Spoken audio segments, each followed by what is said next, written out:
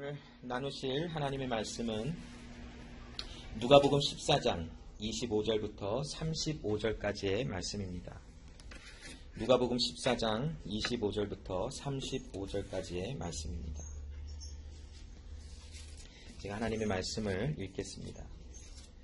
허다한 무리가 함께 갈새 예수께서 돌이키사 이르시되 무릇 내게 오는 자가 자기 부모와 처자와 형제와 자매와 및 자기 목숨까지 미워하지 아니하면 능히 나의 제자가 되지 못하고 누구든지 자기 십자가를 지고 나를 쫓지 않는 자도 능히 나의 제자가 되지 못하리라. 너희 중에 누가 망대를 세우고자 할진대 자기의 가진 것이 준공하기까지에 족할는지 먼저 앉아 그 비용을 예산하지 아니하겠느냐. 그렇게 아니하여 그 기초만 쌓고 능히 이루지 못하면 보는 자가 다 비웃어 가로되 이 사람이 역사를 시작하고 능히 이루지 못하였다 하리라.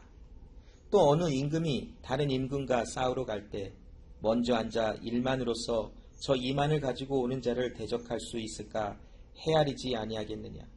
만일 못할 터이면 저가 아직 멀리 있을 동안에 사신을 보내어 화친을 청할지니라. 이와 같이 너희 중에 누구든지 자기의 모든 소유를 버리지 아니하면 능히 내 제자가 되지 못하리라. 소금이 좋은 것이나 소금도 만일 그 맛을 잃으면 무엇으로 짜게 하리요. 땅에도 거름에도 쓸데없어 내어 버리느니라. 들을 귀가 있는 자는 들을지어라 하신다. 아멘. 자, 오늘 본문의 말씀이 오늘 두 가지, 또 소금의 비유에 대한 것까지 비유를 친다면 세 가지에 대한 비유가 아마 기록된 것으로 알 수 있습니다. 근데 이 비유가 기록되기까지 또 예수님께서 이 특별히 두 가지 비유, 망대를 짓는 자와 전쟁에 나가는 왕에 대한 비유를 주신 데에는 배경, 그 어떠한 이유가 있음을 우리가 알 수 있습니다. 자, 지금 예수님께서 이 두 가지 비유를 그 모여있던 사람들에게 또 제자들과 모여있던 사람들에게 말씀하시는 그 상황과 환경을 한번 좀 살펴보면서 오늘 말씀을 좀 나누기를 원하는데, 자, 예수님이 어느 날 누군가에게 그 식사 초대를 받은 것 같아요. 그래서 예수님이 누가복음 14장 7절 말씀에 보면 청함을 받은 사람들이 상자 택함을 보시고 저희에게 비유로 말씀하여 가라사대라고 하는 말씀이 오늘 나누고 있는 본문에 조금 위에 절에 보면 7절에 나와 있는 말씀이에요. 예수님과 함께 많은 사람들이 식사를 하러 갔는데 그 청함을 받은 모든 사람들이 가장 높은 자리에 앉으려고 하는 그 모습을 보셨어요.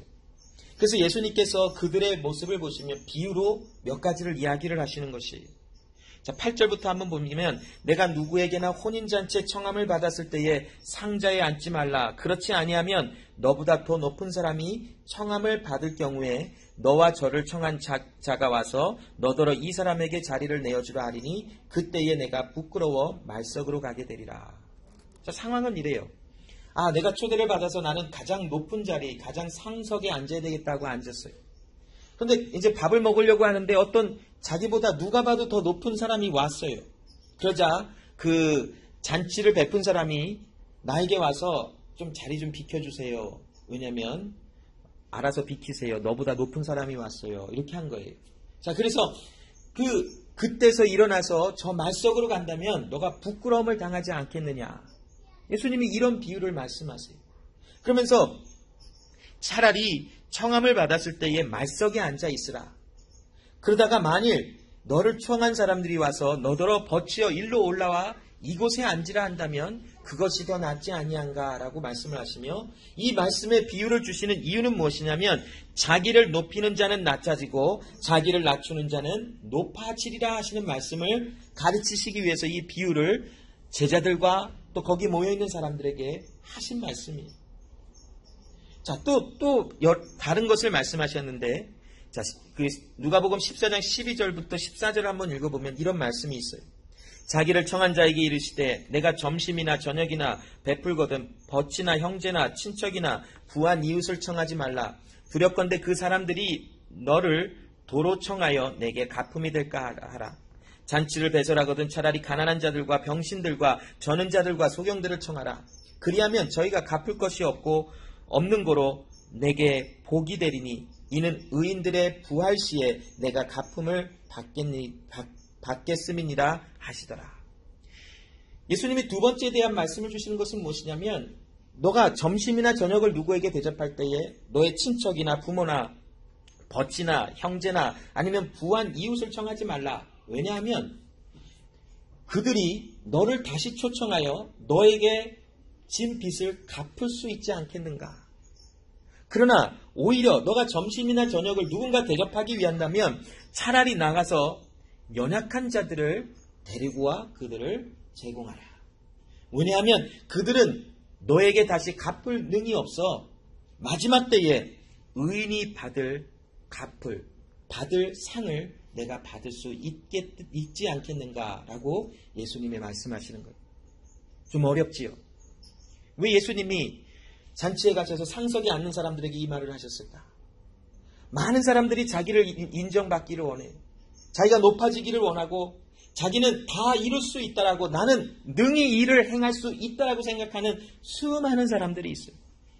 그 잔치에서도 상석에 앉는 것을 그 자리에 앉는 모습을 보아도 예수님은 그들의 마음을 읽으시며 높아지려고 하는 것과 또한 자기를 부인하지 아니하고 자기가 인정받아지며 자기를 높이는 곳에 항상 있는 사람들을 보시고 이 말씀을 주시는 것이 의인이라면 누가 인정하지 않는 곳에 누가 거들떠도 보지 않는 곳에 나가게 되어져 있고 누가 가장 가까이 하고 싶지 않은 사람들에게 나가질 수 있는 자가 바로 그리스도 예수와 함께하는 하나님의 사람들에게 나타나는 열매니라라는 것을 알려주시고 있는 거예요. 자, 이 말을 듣자 어떤 사람이 이렇게 말을 해요. 누가복음 14장 15절에 보면 함께 먹는 사람 중 하나가 이 말을 듣고 이르되 무릇 하나님의 나라에서 떡을 먹는 자는 복되도다 하니라는 말씀이 있어요. 누가 들어도 굉장히 훌륭한 말이죠. 하나님 나라에서 떡을 먹는 자는 복되도다. 그렇죠. 하나님의 나라에서 들어가 하나님과 함께하는 것이 얼마나 복된 것이에요. 그런데 예수님이 그 누군가가 그 자리에서 이 말을 하자 바로 그에게 천국잔치에 대한 비유를 주세요. 자, 이 천국잔치에 대한 비유는 무엇이냐면 어느 날 어떤 사람이 큰 잔치를 배설하여 많은 사람들을 청하였어요. 초청장을 줬겠지요. 아니면 구두로 알려줬던지 아니면 알려줬어요. 그리고 이제는 다 준비가 되어서 이 큰 잔치를 배설한 자가 종을 보내어 이제 준비가 다 되었으니 오라 그랬어요. 자, 그러자 누가복음 14장 18절로 20절 말씀에 다 일치하게 사양하여 하나는 가로되 나는 밭을 샀음에 불과 불 나가 보아야 하겠으니 청컨대 나를 용서하도록 하라 하고 또 하나는 가로되 나는 소 5겨리를 샀음에 시험하러 가니 청컨대 나를 용서하도록 하라 하고 또 하나는 가로되 나는 장가 들었으니 그러므로 가지 못하겠노라 하는지라 라고 하는 답변을 들었어요. 자, 이 주인이 화가 났죠. 종에게 밖에 나가서 아무나 다 데리고 와라. 그리고는 이 누가복음 14장 24절에 내가 너희에게 말하노니 전에 청하였던 그 사람은 하나도 내 잔치를 맛보지 못하리라 하였다니라. 전에 청함을 받았던 사람들은 하나도 주인의 잔치에 참여하지를 못하게 된다라는 말씀으로 결론을 맺어요. 자, 여러분, 왜 예수님이 그 잔치 가운데서 하나님의 나라에서 떡을 먹는 자는 복되도다라는 말에 왜 이 비유를 말해 주셨을까요? 그 사람의 말을 들으시고 그 사람이 누군지는 정체가 나오지 않았어요. 그러나 지금 이 누가복음 14장 15절에 무릇 하나님 나라에서 떡을 먹는 자는 복되도다 하는 이 사람은 그 정체가 누군지 모르지만 의도가 무엇이냐면 예수님 당신이 이야기하고 있는 모든 것을 나는 지켜 행할 수 있습니다 라고 하는 의도가 있었던 거예요. 상석에 나는 앉지도 않고 난 겸손합니다. 나는 오히려 나가서 구제하고 많은 사람들을 도와주는 것에 나는 할 수 있는 자입니다 라는 것을 아마 마음에 품고 있으며 하나님 나라에서 떡을 먹는 자가 복되도다 라는 말을 하였을 것이에요. 그저 예수님께서 그에게 또 지금 그 사람에게만 말하는 것이 아니라 그 사람 주변에 있는 모든 사람들이 다 들을 수 있도록 천국잔치에 대한 비유를 이야기하시는 것이에요. 한 사람이 큰 잔치를 벌쳐서 오라 했지만 다 바빠서 오지 못하고 가지 않고 다 자기 갈 길을 할 것을 행하였다라고 하는 비유의 말씀을 주시며 예수님께서 그를 책망하시며 교훈하시는 내용이 이 누가복음 14장에 나와 있는 것을 볼 수 있습니다. 자, 그러면 그러면 이 사람들은 왜 잔치를 베푼 사람의 그 초청에 가지 않았을까요? 왜 이 사람들은 큰 잔치를 베푼 사람의 초청에도 응하지 아니하고 반응하지 아니하고 그 잔치에 참석하지 않았을까요? 왜? 몰라요? 답이 나왔지요. 바빴어요. 다 자기 할 일이 바빴어요. 왜 이 사람들이 지금 예수님이 이 비유를 하시는 말씀이 무엇이냐면 이 사람들은 지금 다 본인 스스로가 무엇을 할 수 있다라고 생각을 해요. 아, 왕의 잔치 중요하고 꼭 참석해야 되는 자리일 수도 있지만 나는 내가 할 수 있는 이 일에 더 중요해라고 생각하고 있어요. 밭을 샀어요. 아, 내가 이제 밭을 사서 내가 일궈서 이것을 많은 수확을 얻어야지. 소 5마리를 샀어요. 5결이가 말인가요? 결이면 한 결이가 12마리인가요? 아무튼 잘 모르겠습니다. 그러나 아무튼 많은 수의 소를 산 것 같아요. 자, 이 소를 사서 그 소가 일을 잘하는지 시험하러 간대요. 장가를 들었어요. 아, 장가 갔으니 나는 그 잔치에 못 갑니다. 모두가 스스로가 무엇인가를 지금 할 수 있다라고 생각하고 바쁜 거예요, 삶. 너무 바빠요. 자, 예수님이 지금 이 비유를 또한 하나님의 나라에서 떡을 먹는 자는 복되도다 하는 사람에게 주시는 이유는 너희가 만일 스스로 할 수 있다라고 생각하거나 너희가 삶 속에 하나님의 일보다 너희의 일이 앞선 사람이라면 과연 너가 하나님 나라에 속한 사람일까? 과연 너가 그리스도 예수를 따라갈 수 있는 제자로서의 삶을 살아가는 사람일까? 이러한 챌린지를 주시며 질문하고 그를 교훈하시는 말씀이에요. 자, 오늘 본문의 말씀은 바로 이 질문에 대한 답이에요. 왜 초대에 답하지 않았을까? 왜 천국잔치에 부름을 받은 사람, 이 큰 잔치에 부름을 받은 사람들이 왜 가지 않았을까? 이 말씀을 오늘 본문과 좀 연결시켜보면 왜 사람들은 그리스도 예수의 제자가 되지 못할까? 왜 예수의 제자가 되지 못하고 헤매고 방황을 할까? 라고 하는 질문에 대한 답을 오늘 이 두 가지 비유를 통하여 주시고 계신 것입니다.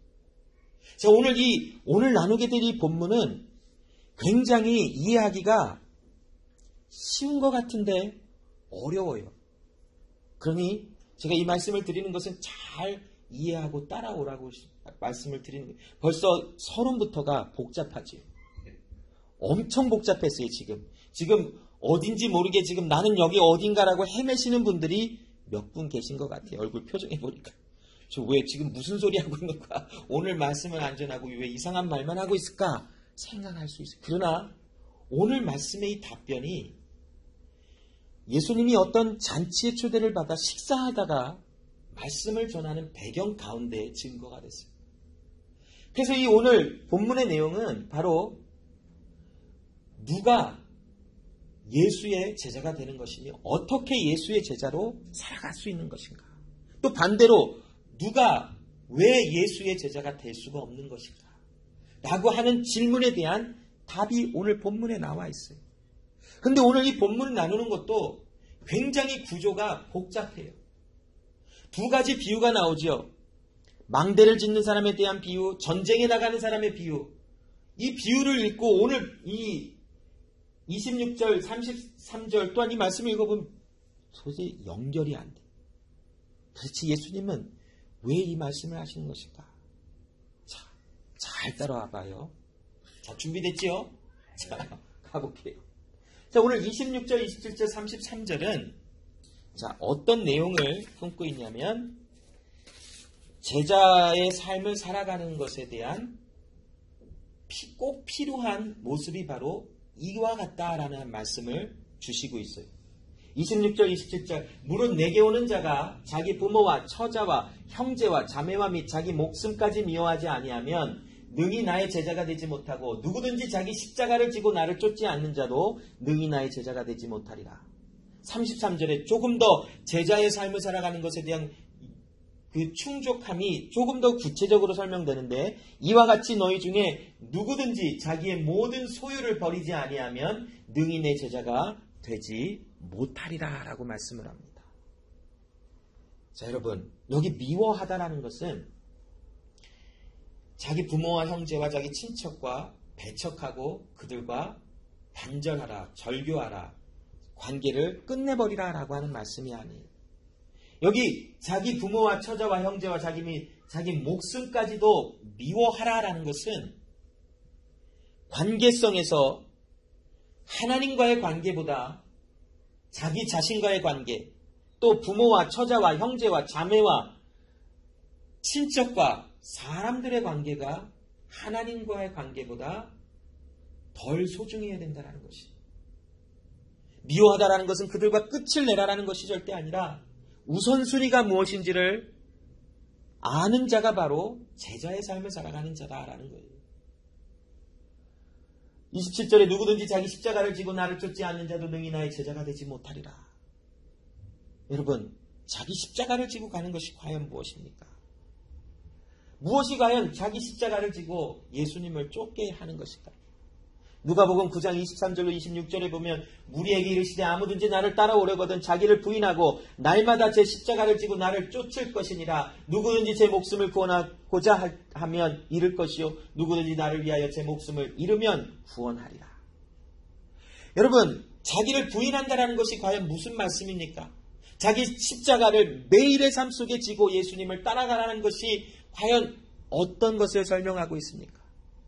여러분의 삶은 여러분의 자신을 부인하며 매일의 삶 속에 여러분의 십자가를 지고 예수님을 따라가는 제자의 삶을 살아가십니까?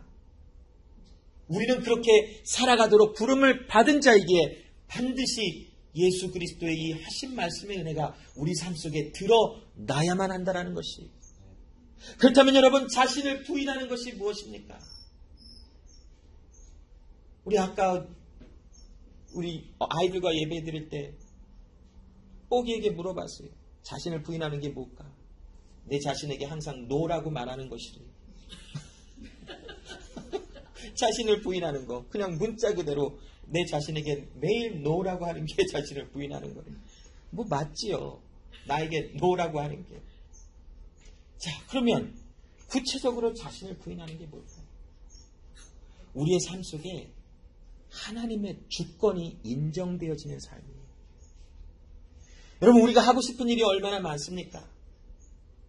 이렇게 하는 거, 저렇게 하는 거, 나 마음대로 살아가는 거, 내가 하고 싶은 거 다 할 수 있는 거, 화내고 싶으면 마음대로 화내고, 그냥 게으르고 싶으면 한없이 게으르고, 그냥 막 살아가고 싶으면 막 살아가고 싶은 그런 욕구와 또한 그런 소원들이 사람들에게 있지 않습니까?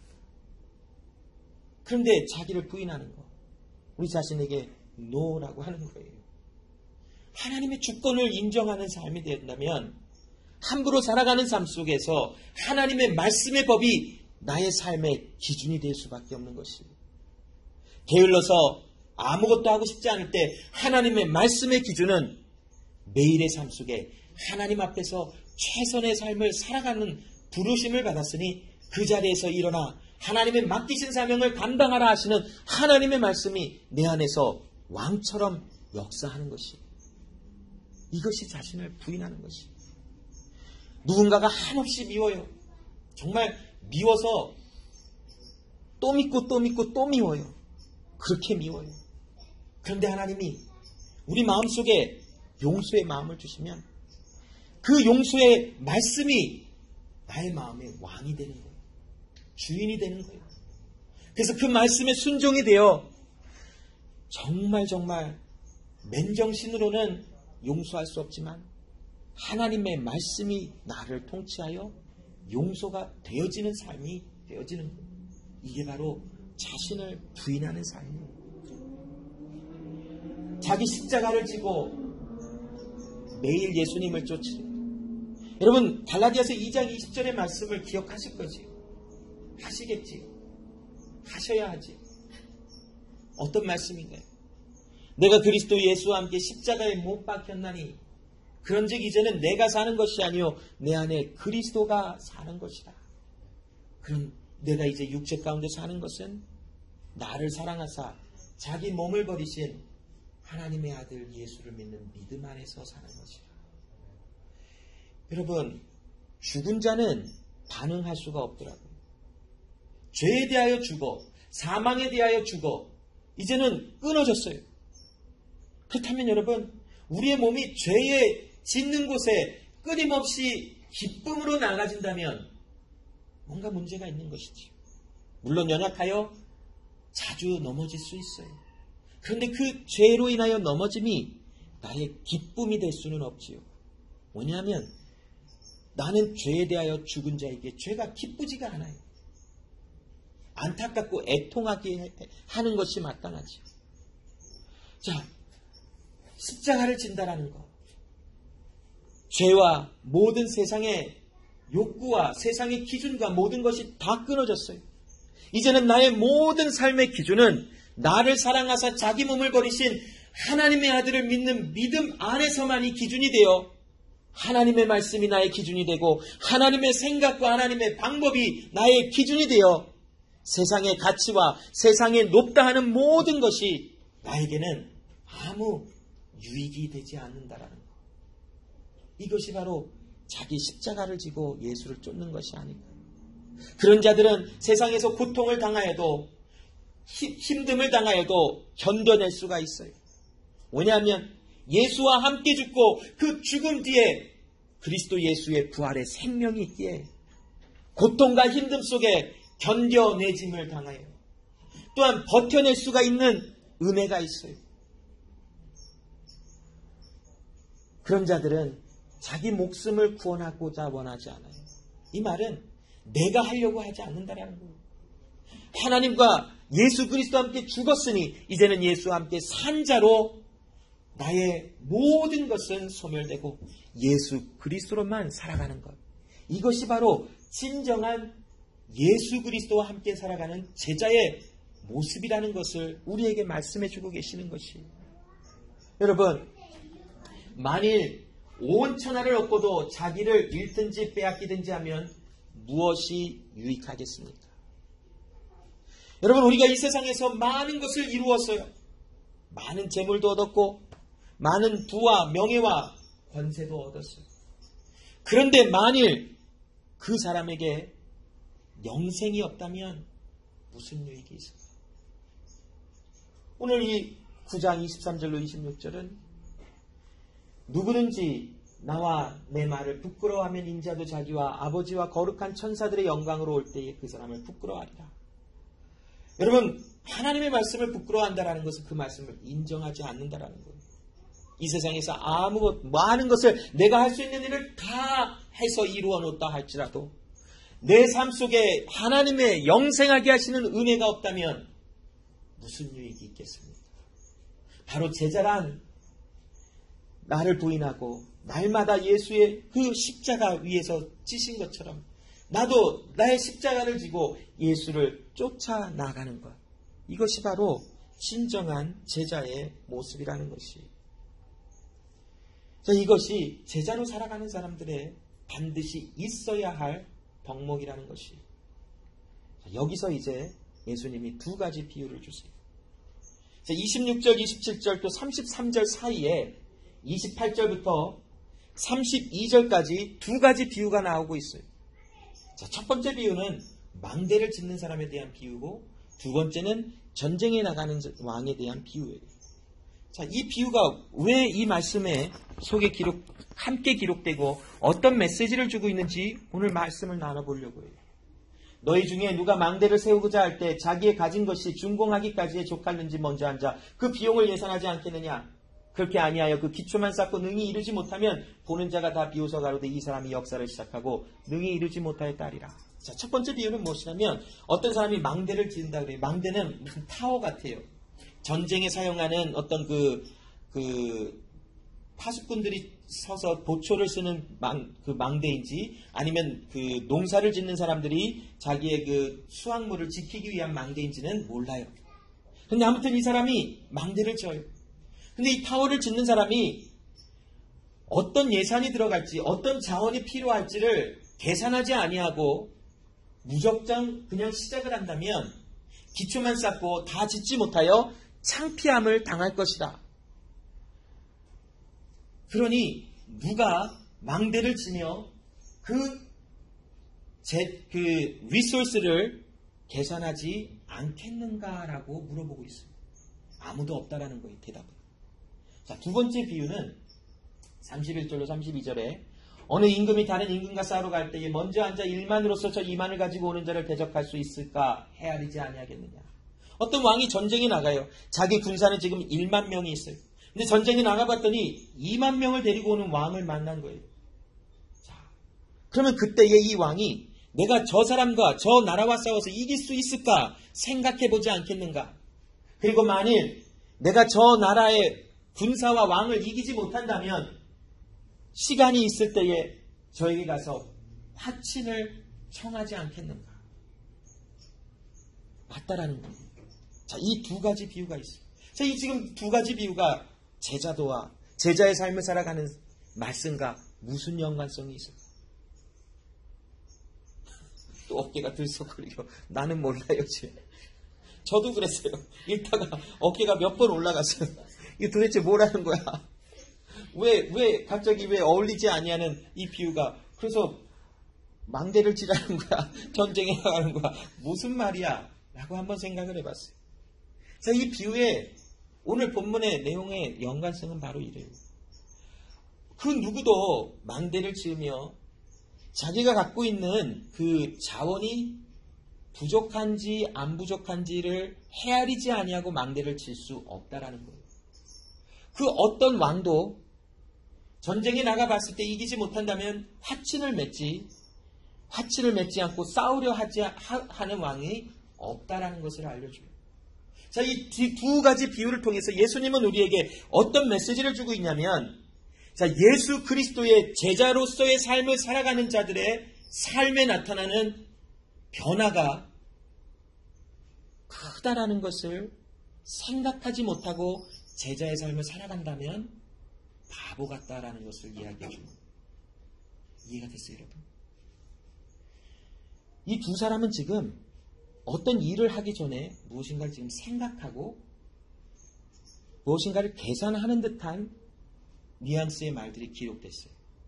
이 두 가지의 비유를 통해서 예수님은 지금 우리에게 무슨 말씀을 주냐면, 자, 제자의 삶을 살아가는 자의 삶에 임할 변화가 엄청난데 그 변화를 생각해보지 않고 나는 무작정 제자가 되겠습니다. 할 수 있을까? 라고 물어보는 거예요. 이해가 아직도 안 됐지요? 그럴 줄 알았어요. 자, 여러분, 제자의 삶을 살아가는 것은 우리가 아까 26절, 27절, 33절을 읽은 것처럼 나의 모든 소유를 버리게 되어져 있어요. 소유를 버린다는 것은 오늘 집에 가서 당장 모든 소유를 다 팔고 나는 그지같이 산다 이 말을 주는 게 아니에요. 그냥 나의 주권이 없다라는 거예요. 내가 모든 일에 하나님보다 앞서지 않는다라는 거예요. 그런다면 여러분, 만약 이런 삶이 우리 가운데 있다면 우리에게는 엄청난 변화가 있어요. 하나님과의 관계가 그 어떤 것보다 위에 있지 아래에 있지 않는 삶은 때로는 굉장한 공격도 당하고 어려움도 당하고 곤고하기도 하고 외롭기도 하고 슬프기도 하고 또한 넘어질 것 같은 그런 아픔을 당할 수도 있어요. 제자의 삶이란 그렇게 쉽지 않아요. 그런데 그런 삶을 살아가게 될 제자가 앞으로 나의 이 삶에 어떤 일이 일어날지를 생각하지 아니하고 어떤 일을 시작한다면 그 사람은 바보라는 거예요. 자, 무슨 말입니까, 여러분? 제자의 삶을 살아가는 것이 결코 쉽지 않은데 제자의 삶에 살아갈 동안 나에게 다가올 삶의 큰 변화를 생각해 보았다라는 것은 이미 그 사람은 예수 그리스도와 함께하는 제자의 삶이 무엇인지를 알고 있는 거예요. 이해가 됐어요? 자, 쉽게 예를 들어서 마라톤을 경기를 나가야 돼요. 나가기 전에 나는 할 수 있어 라고 나갔어요. 그런데 자기 자신의 건강 상태나 자기 몸의 그 능력을 무시한 채 생각해보지 않고 갔다가 한 100m 가다가 나 못하겠어 하고 중단할 수 있지. 그런데 오늘 비유에 의하면 그 어느 누구도 이런 마라톤과 같은 경기에 나가면서 내가 할 수 있을까 없을까를 생각해보지 않고 나가는 사람은 없다라는 거예요. 비유에 의하면. 이해가 돼요? 자, 이와 같이 제자로서 나오는 사람이 앞으로 삶에 어떤 변화가 있을지 생각하지 못하고 나온다는 것은 제자가 무엇인지, 제자의 삶을 어떻게 살아가는지조차 모르고 그냥 나가는 사람일 수 있어요. 그런데 제자의 삶을 살아가는 것이 나에게 큰 변화가 있고 나의 모든 것이 무너지고 나의 나됨은 사라져버리고 오직 예수 그리스도만이 남는다라는 것을 생각해보고, 자, 예수 그리스도만이 남는다라는 것은 굉장한 아픔이 우리에게 있을 수 있어요. 어려움이 있을 수 있고 외로움과 슬픔이 있을 수 있어요. 그것을 생각했다면 지금 이 사람은 제자가 무엇인지를 안 거예요. 그 말이에요, 지금. 자, 조금 이해를 또 돕기 위해서 누가복음 9장 57절로 62절을 한번 나눠볼게요. 길 가실 때 혹이 여짜오되 어디로 가시든지 저는 쫓으리이다. 예수께서 가라사대 여우도 굴이 있고 궁중에 새도 집이 있으되 인자는 머리 둘 곳이 없도다 하시고. 자, 어떤 사람들이 예수님이 지금 특별히 지금 그 유대인의 그 좀 높은 위치에 있는 사람들이 예수님을 쫓는다라고 얘기를 했어요. 그래서 예수님이 그들에게 여우도 굴이 있고 공중에 새도 집이 있으되 인자는 머리 둘 곳이 없도다라고 말씀해 주셨어요. 왜 말씀하신 줄 알아요? 너희가 나를 쫓는 것이 너희가 생각하는 것만큼 화려하거나 또 위대하거나 또 멋지거나 또한 높은 자리에 올라가는 것이 아니라라고 얘기해 주시는 거예요. 나의 가는 길은 있을 곳도 없고 누울 곳도 없고 쉬지도 못하고 어려운 길이다라고 하시는 말씀을 주고 있어요. 즉 공중에 새도 집이 있고 여우도 굴이 있지만 나는 머리 둘 곳이 없다라는 이 말씀을 주시며 권력과 부와 명예와 모든 것은 나의 가는 길과는 거리가 멀다라고 얘기해 주세요.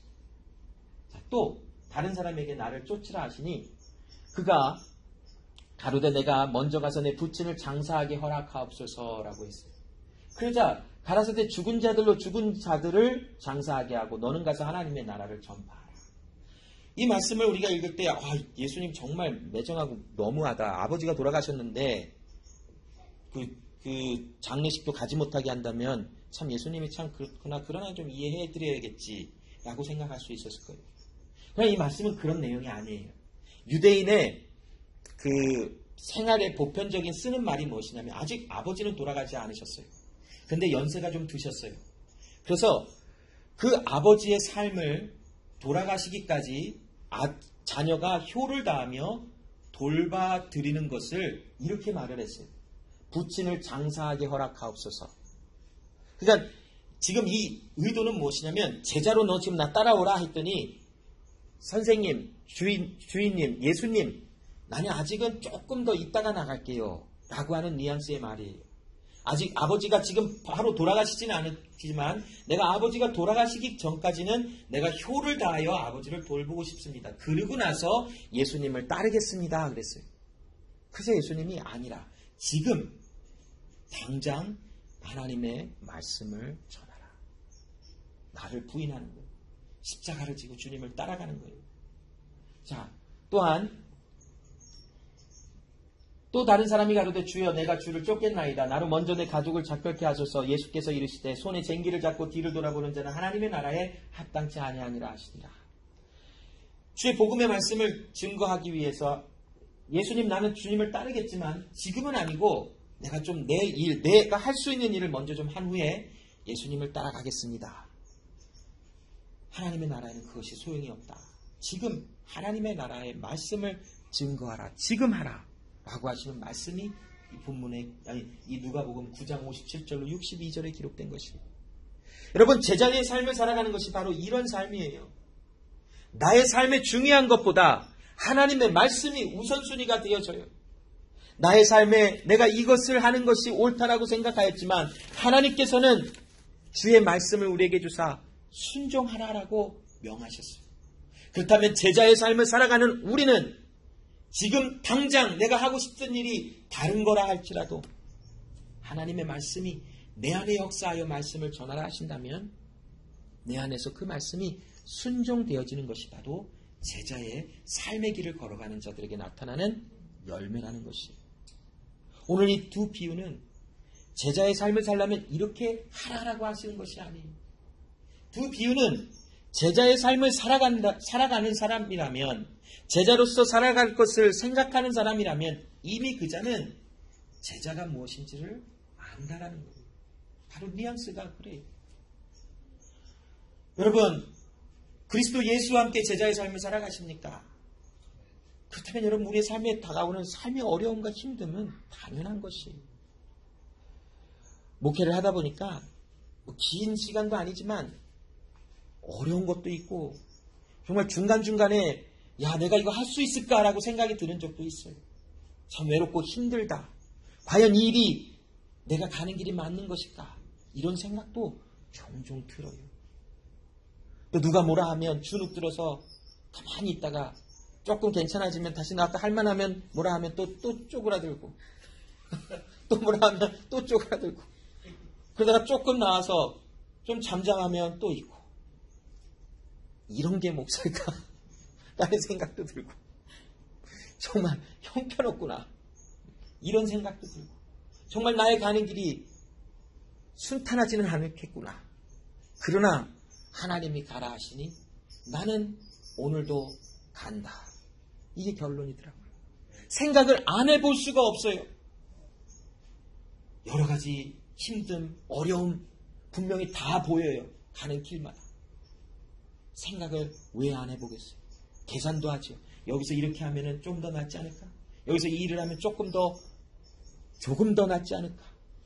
그러나 그 생각에 묶여서 그 길을 가라는 것이 아니라 그 생각을 해보는 그 이유는 무엇이냐면 내가 이미 그 길을 가고 있는 자기에 이미 하나님이 말씀하신 그 길이 무엇을 이루는지를 알기에 생각하면서 어렵고 힘들지만 나를 오늘도 부인하고 오늘도 나의 십자가를 지고 예수님을 따르는 것이 맞구나를 계속 반복하는 거예요. 여러분 목사도 사람이더라고요. 누가 찔르면 아파요. 누가 때리면 아프고 누가 욕하면 속상하고 기분 상해요.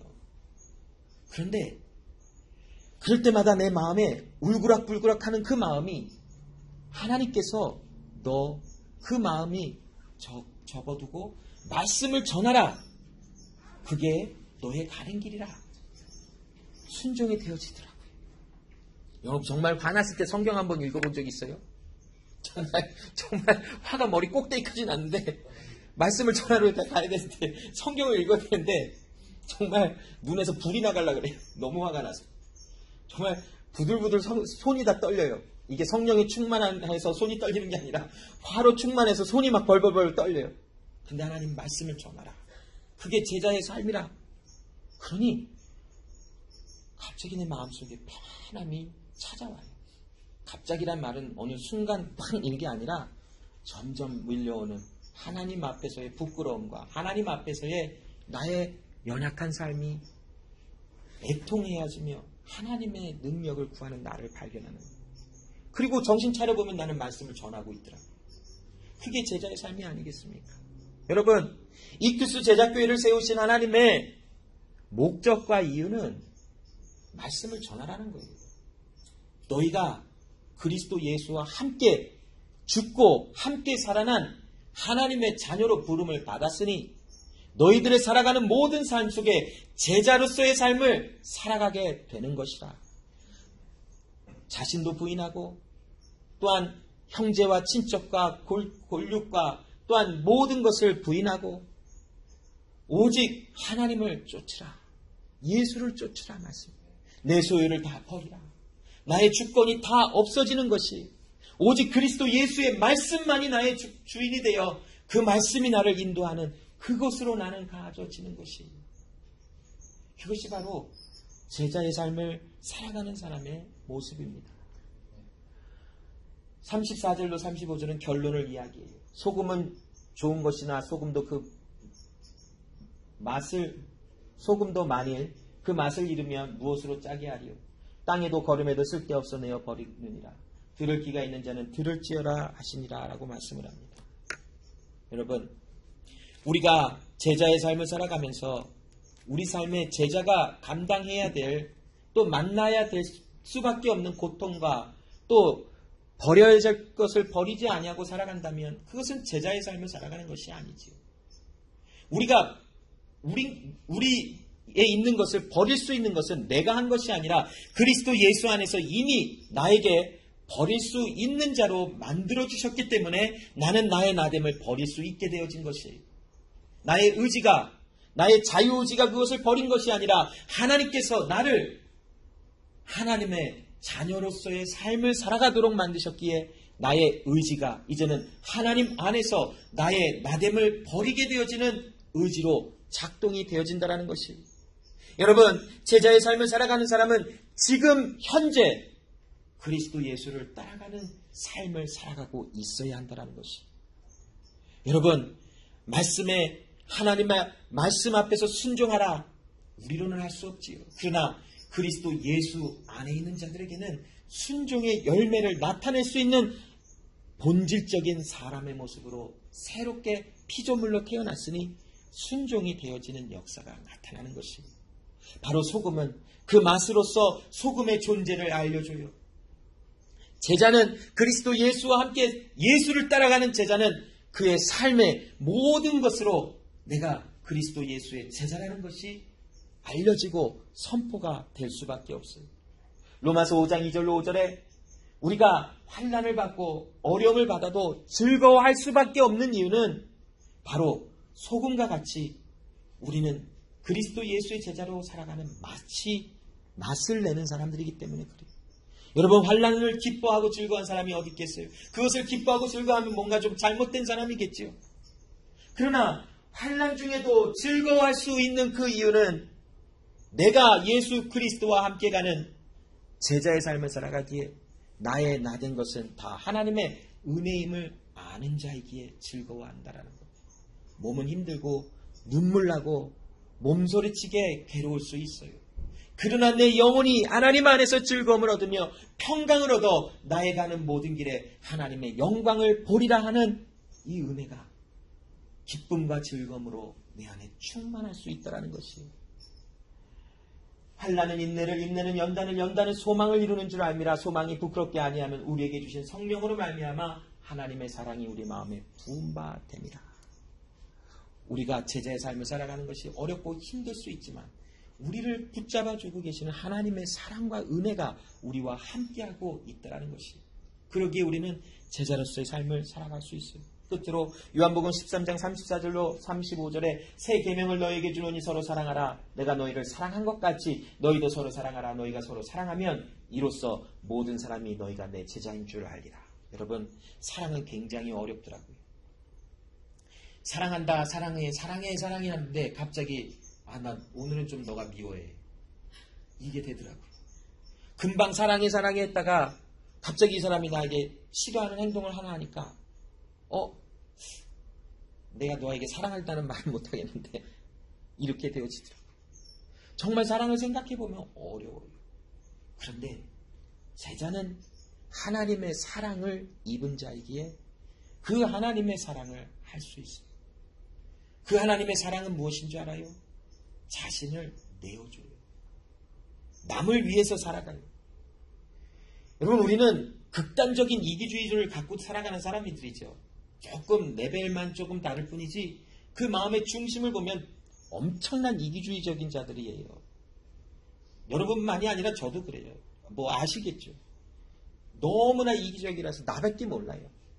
누군가를 사랑한다? 어려운 일이에요. 누군가를 위해서 살아간다? 어려운 거예요. 그런데 그리스도 예수 안에서 우리가 서로 사랑하게 되어지는 결과가 나오는 것은 이미 내가 제자의 삶을 살아가고 있다라는 것이에요. 그러므로 여러분, 우리는 제자의 삶으로 부름을 받은 자이기에 여러분 한번 삶 속에 계속 생각해 보시기 바랍니다. 제자의 삶을 살아가는 것이 무엇인가? 나의 삶 속에 제자의 삶으로 살아가는 것이 나에게 이런 포기도 되고 저런 것도 포기가 되고 이런 것도 나에게 버려지는 역사가 일어나는 것이구나.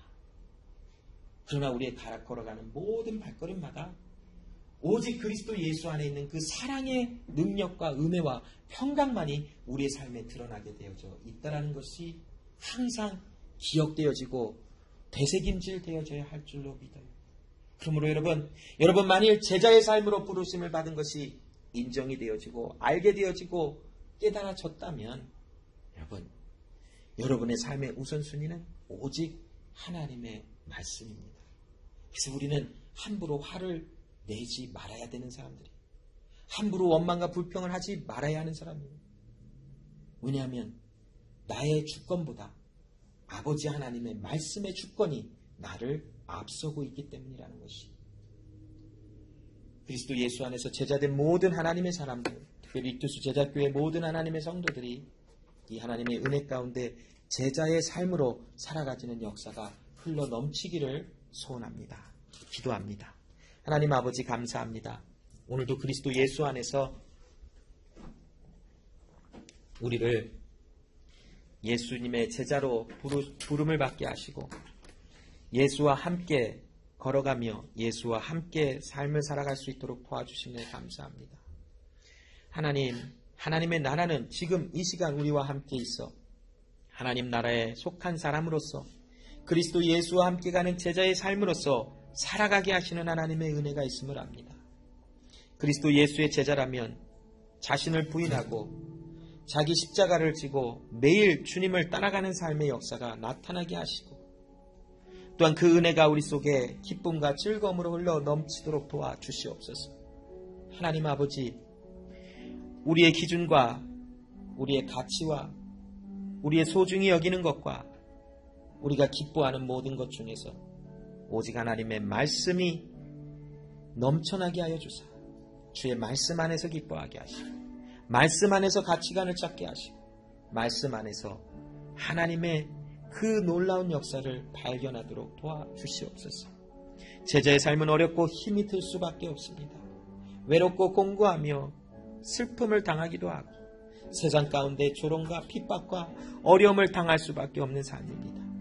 그러함에도 하나님, 이 길을 걸어가게 되어지는 우리의 삶은 주님 주시는 기쁨으로 즐거움으로 흘러 넘쳐날 수밖에 없는 것이 제자의 삶을 살아가는 우리 모두의 삶이오니 주여 이 은혜 가운데 주의 사랑 가운데 더욱더 주를 발견하게 하시고 더욱더 주를 의지하게 하시고 우리 걸어가는 모든 길마다 예수 그리스도의 생명과 소망과 예수의 사랑과 주의 나라가 전파되며 자랑될 수 있도록 도와주시옵소서. 감사드리며 예수님의 이름으로 기도합니다.